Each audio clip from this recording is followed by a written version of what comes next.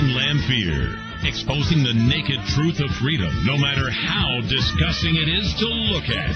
Right here on the Patriot Brigade Talk Radio Network.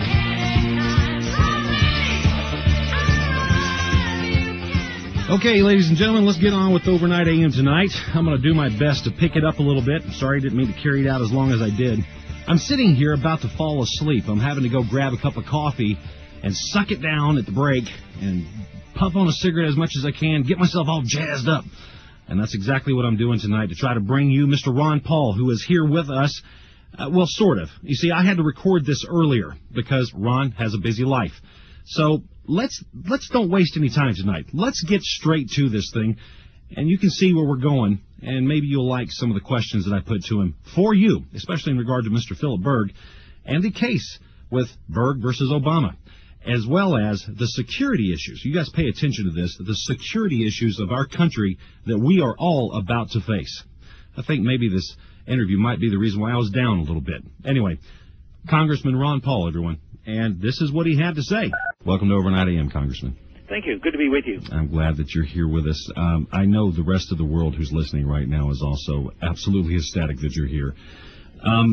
I've invited you on the program tonight because I have 3 questions that I think are very pertinent. One, I want to get into something that's a little bit controversial. Have you heard of the Philip J. Berg case?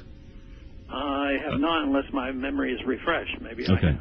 The Philip J. Berg case, in which Philip J. Berg, an attorney out of Pennsylvania, has filed. Okay, I'm sorry. I'll interrupt you. Yes, I did have. I know what you're talking about now. Okay.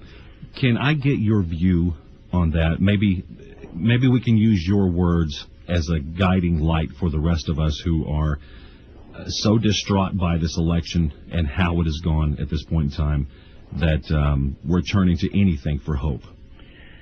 Well, I've heard the details, but I'm not the informed person.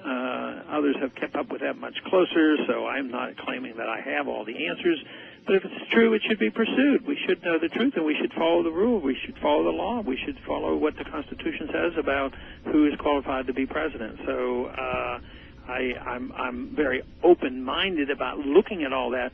But for me to say that I have seen the evidence and I know what it means and I know where it's going, I'd have to sort of beg off a little bit on that, other than saying that it ought to be pursued.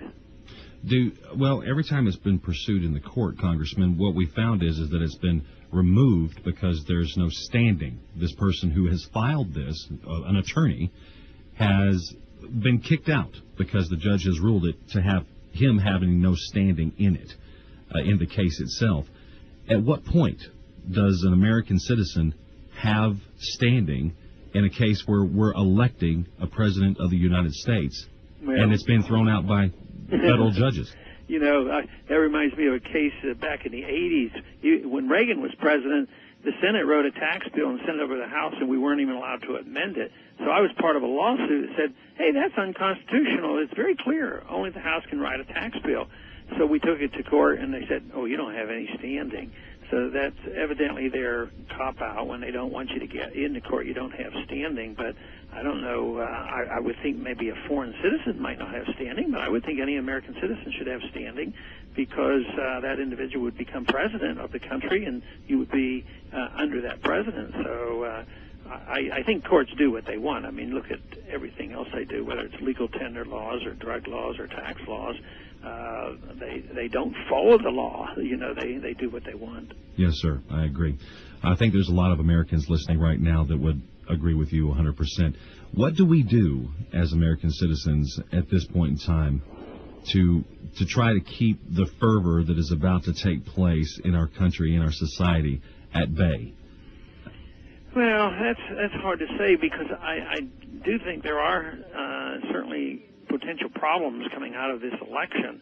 If the election happened to be a lot closer than anybody thought, and with all the stories and all the evidence now that we can be, there's good reason to question the security of our ballot, that there's going to be a lot of problems. I mean, just think if something came up and something happened where Obama lost, I mean, that would put the rioters in the streets for sure.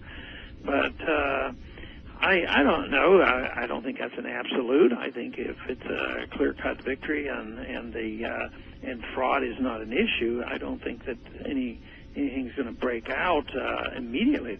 But I think in time, I mean, I think this country's going to have lots of problems. I think we can't afford the welfare state. That's what I fear, the inability of the government to fulfill its so-called promises of transferring wealth endlessly from the producers to those who don't work. And then when they can't deliver, that's when I think we're going to have a lot of problems. Gun sales in the United States right now are up across the board 11%. Most people, and this is speculation, most people are picking up new firearms, shotguns, handguns, rifles, whatever.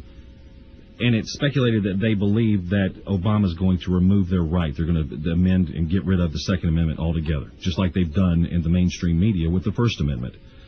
Do you think it's more than that? Do you think that people may fear revolution or revolt in this country? Well, the people I run into aren't anticipating that there's going to be an armed revolt and a revolution in the near future. I don't think that... I think Obama is smart enough not to announce, next January that the guns are going to be taken in or have national registration, which we almost have already. No, I don't think he would do that because I don't think the people would tolerate it. I think he knows exactly what happened. I think if the federal government comes to take our guns or take our gold coins or silver coins, those of us who protect ourselves, I think there will be a resistance to that. I do not think that the American people will be complacent enough and say, oh, okay, you decided it would be safer if we gave up our guns. I don't think they'll be as complacent as they were when they accepted the Patriot Act. They did that because that was a little more removed from, and they didn't quite understand it. But they do understand that if the federal government and the agents are coming and knocking on your door to give up your guns, there may be a few who will give them their, if they have 5 guns and there's one old gun, they may cough up one gun, but the American people aren't going to give up their guns. If someone comes to our doors wanting our weapons, our gold and our silver, Congressman, what would you advise? And I know you're going to have to speak very carefully here, but honestly, what would you advise the American people do at that point in time? Well, I'd be very cautious because they have more guns than we do. I am sort of, I follow the pattern that I think we should have peaceful resistance, not armed resistance. But everybody's going to have to make their own decision if it gets real tough. If law and order breaks down and the hoodlums come to your door, everybody knows what they have a right to do and what they will do. The big question is what do you do if it's the government? Now, some who have opposed this with peaceful resistance and fought the tax code and the monetary system, they end up in jail. So I admire them for their stamina and their willingness to fight on principle, but quite frankly, it's a tough decision for everybody. When do they actually resist? I mean, there's been abuse of our rights and liberties for a long, long time. It looks like it's going to get a lot worse. But to draw the line, everybody, has to make their own decisions on where they're going to draw that line.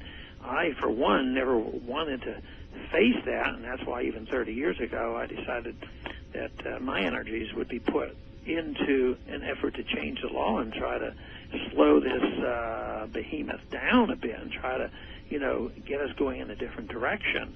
And that's still where I am, but the questions you ask are real, but that's going to be left up to every single individual to make their own decision.